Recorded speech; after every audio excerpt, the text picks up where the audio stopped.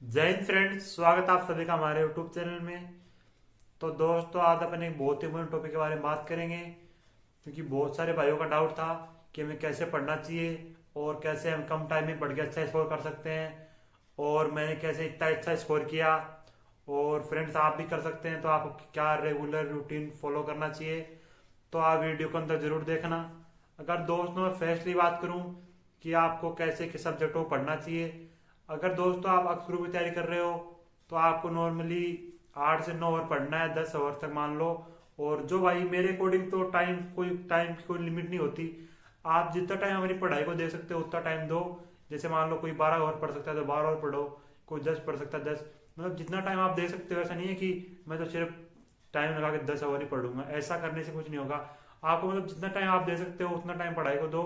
और मैं बात करूँ इंग्लिश के लिए, तो इंग्लिश के लिए आप एक तो ओके क्लास ले लो और एक कॉन्सेप्ट और प्रैक्टिस। लगभग आप इंग्लिश को 4 आवर पढ़ लो, क्योंकि इंग्लिश का अच्छा खासा वेटेज आता है। और इंग्लिश भी मतलब स्कोरिंग सब्जेक्ट है, क्योंकि मैथ और फिजिक्स कैलकुलेशन आ जाती है, पर इंग्लिश में मतलब अच्छा स्कोर आप कर सकते हो। और मैं बात करूँ फिजिक्स की, तो फिजिक्स की भी आप तो RSM प्रैक्टिस में लगा दिए, तो उससे आपको अपना डेली का रिवाइजन भी होता जाएगा पीछे का चैप्टर का भी। और 2 क्लास वैसे होगी, तो लगभग 3 क्लास हो गई। और उसके बाद आप 1 से 1.5 आवर रिवाइज करो। और ऐसे ही मैथ के लिए आप एक 2 से 3 क्लास लगा लो और उसके बाद रिवाइज कर लो। और लगभग बात करूँ तो 9 से 10 आवर तो क्लास ही हो गई। मतलब अब जैसे जैसे एग्जाम पास आएगी आपको अपना टाइम बढ़ाना है। ऐसा नहीं है कि मैं 10 आवर ही पढ़ूंगा 12। मतलब जैसे मतलब एडजस्ट कर लो टाइम को, कि आप जैसे मान लो 9 आवर की क्लास ही हो गया, 10 आवर क्लास हो गई, तो उसके बाद हर सब्जेक्ट की लगभग 1 से 1.5 आवर निकालना ही है। ऐसे नहीं है कि दिन में क्लास ले ली। अगर आप सेल्फ रिवीजन नहीं करोगे तो सेल्फ रिवीजन के बिना आपकी क्लास का कोई मतलब नहीं है, चाहे लो या मत लो। क्योंकि सेल्फ रिवीजन का बोझा इंपॉर्टेंट है उसके अंदर। आप अपने वोकेब रिवाइज करोगे, फिजिक्स के कॉन्सेप्ट रिवाइज करोगे, मैथ के कॉन्सेप्ट रिवाइज करोगे, आगा के रिवाइज करोगे, जीके जिसकी रिवाइज करोगे, और जनरल मैथ के क्वेश्चन निकालोगे। अगर आप ऐसा नहीं करोगे तो आपके दिन में पूरे दिन भर क्लास लेने कोई मतलब नहीं है। अगर कोई भाई ऐसा कर रहा है कि वो शाम को सेल्फ रिवीजन नहीं कर रहा है, तो मैं बोल रहा हूँ कि सिलेक्शन नहीं होगा। क्योंकि सेल्फ रिवीजन के बिना कोई मतलब नहीं है। आप दिन में क्लास लोगे, शाम को सब साफ, अगले दिन फिर से क्लास लोगे, फिर ना आपका मॉक टेस्ट में अच्छा स्कोर आएगा, ना लाइव प्रैक्टिस में अच्छा स्कोर आएगा।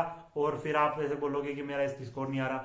स्कोर के लिए आपको हर सब्जेक्ट को शाम को सेल्फ रिवीजन करना है, उसको अच्छे से पढ़ना है। जो आपको परेशान कर रहा है उसको अच्छे से क्लियर करो। और मैथ के अंदर क्वेश्चन सोल्व करो ज्यादा ज्यादा, वो क्या का डेली रिवीजन करो। क्योंकि अगर आप सेल्फ रिवीजन बहुत ज्यादा इंपॉर्टेंट होता है किसी भी के, मान लो, क्योंकि अगर जब तक अपन खुद नहीं करते हैं या जब तक हम खुद नहीं पढ़ते हैं तब तक तो अपना सिलेक्शन होना मेरे करने तो मुश्किल है। और अगर मैं बात करूं मैं कैसे पढ़ता था और मैंने कैसे अच्छा स्कोर किया, तो दोस्तों मैंने भी यही रूटीन फॉलो किया था कि मैं दिन में क्लास लगाता और शाम को मतलब अपना मॉक टेस्ट। मतलब आपको करना ही है, बहुत सारे कल लगा लेंगे, मतलब PDF रिवाइज। आज सुबह जो क्लास हुई उसकी PDF रिवीजन करो, उसका मॉक टेस्ट लगाओ।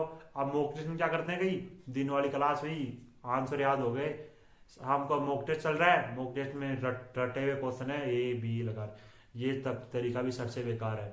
मॉक टेस्ट में आपको क्वेश्चन को पूरा सोल्व करना है, क्योंकि अपने को आंसर याद रह जाते हैं। मान लो आज दिन में मेरी प्राइवेट प्रैक्टिस हुई तो मेरे को उसके लगभग आंसर याद हो गया आंसर। उसके बाद मैं शाम को गया कल मॉक टेस्ट देने, मॉक टेस्ट मेरे को आंसर याद है, मैं लगा रहा हूँ A B C D, कोई मतलब नहीं है ऐसे मॉक टेस्ट का। आपको खुद को सोल्व करना है, या फिर ऐसा कर लो उस मॉक टेस्ट को नेक्स्ट डे लगा लो। पर रट के तो मत लगाना बिल्कुल, क्योंकि ये चीजें एग्जाम में बोझा परेशान करेंगे आपको। आपको लगाना कि मॉक टेस्ट टाइप, जैसे मान लो मॉक टेस्ट वो किस लिए है कि आपको क्वेश्चन का कॉन्सेप्ट क्लियर हो जाए। अब बहुत सारे करते हैं रट के लगा देते हैं, उनको ये नहीं पता आंसर आया कैसे, तो ये सबसे बड़ी गलती है आपकी, ऐसा मत करना बिल्कुल भी। और अगर आप ये रूटीन फॉलो करते हो और अपनी पढ़ाई को डेडिकेट होकर पढ़ते हो तो आप इजीली बहुत अच्छा स्कोर कर सकते हो।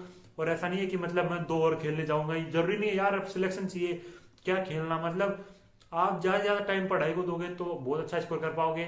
और अगर आप कोई भी जानकारी चाहिए तो कमेंट जरूर करें फ्रेंड्स। जय हिंद, थैंक यू।